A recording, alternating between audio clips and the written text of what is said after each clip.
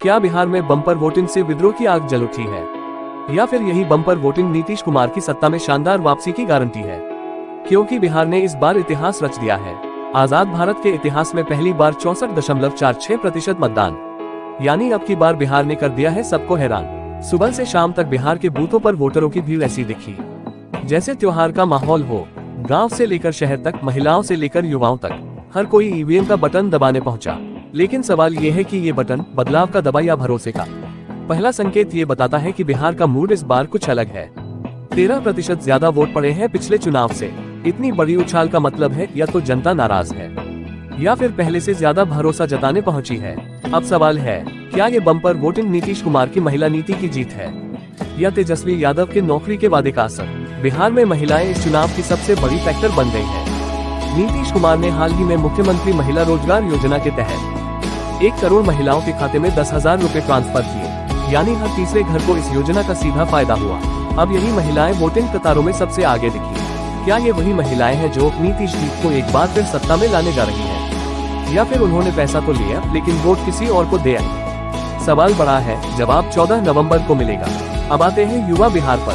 बिहार में 18 से 29 साल के वोटरों की हिस्सेदारी 28% है, यानी हर चौथा वोटर युवा है।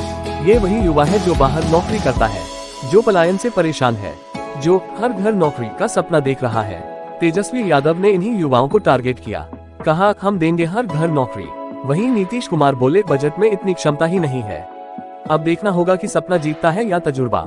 इस बार करीब 65 लाख नए वोटर जुड़े हैं।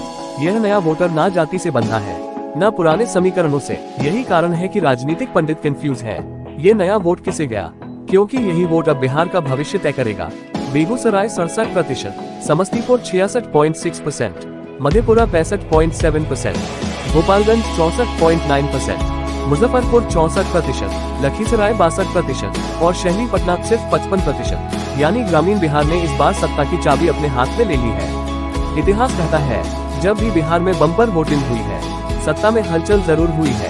1990 वोटिंग 62% और लालू यादव की सरकार बनी। 2062.57% वोटिंग और समीकरण पलट गया। अब 2025 64.46% वोटिंग। क्या इस बार नीतीश कुमार की वापसी होगी या तेजस्वी यादव इतिहास लिखेंगे? कई राजनीतिक विश्लेषक कह रहे हैं, अगर महिला वोट 60% से ऊपर गया तो नीतीश सरकार बनेगी। लेकिन अगर युवा और पहली बार वाला वोटर भारी पड़ा तो तेजस्वी की सरकार तय मानिए, क्योंकि बिहार में अब नारे नहीं, नोटिफिकेशन और नौकरी तय करते हैं मूड। तो सवाल अब आपके लिए, बिहार में वोट भरोसे के नाम पर दिया या बदलाव के नाम पर?